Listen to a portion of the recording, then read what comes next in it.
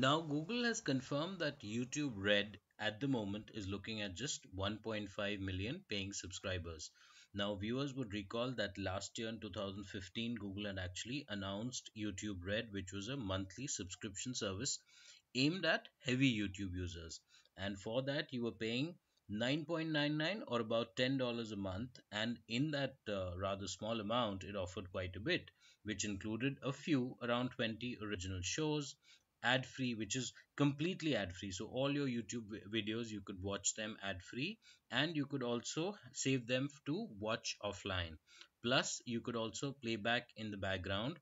And if that isn't enough, you also got complete access to Google Play Music and its entire portfolio of as many as 35 million tracks.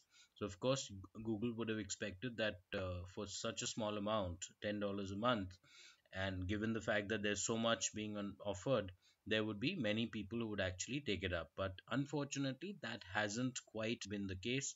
As of now, we have only about 1.5 million subscribers who've come on board, which is really not much considering that YouTube has over a billion monthly users.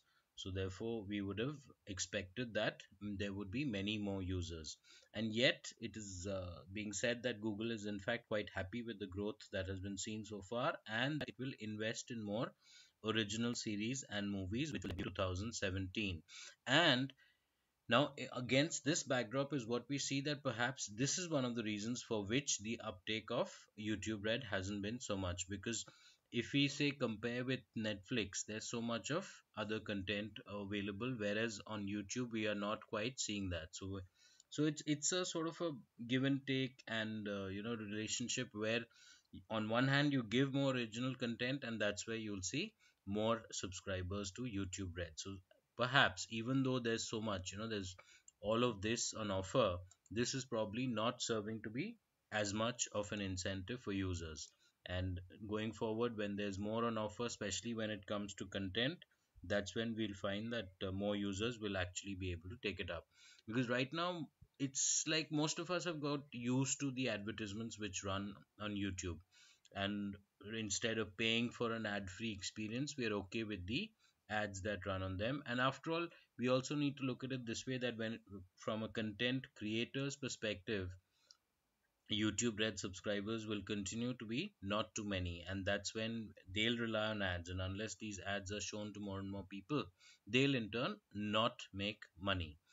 And one final note to keep in mind is that when it comes to YouTube Red, it's currently available only in four countries, which is the United States, Australia, New Zealand, and Mexico. And therefore, among the many reasons for which uptake hasn't been a lot would be the fact that it's limited to these four countries. Once YouTube Red rolls out in other countries and subsequently rolls out globally, the numbers should definitely increase. Because one thing people should remember is that for some people, they might think that, oh, 1.5 million paying subscribers, which means what you're getting $15 million a month or $180 million a year.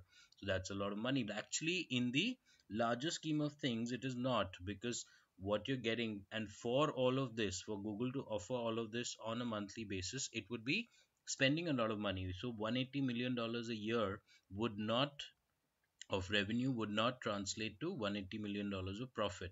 In fact, it would not be a surprising thing if they are in fact losing money on this, because to offer all of this would also cost Google a significant sum. So let's keep this in mind going forward with YouTube Red rolling out in more countries, perhaps globally, and having more content, having more original shows.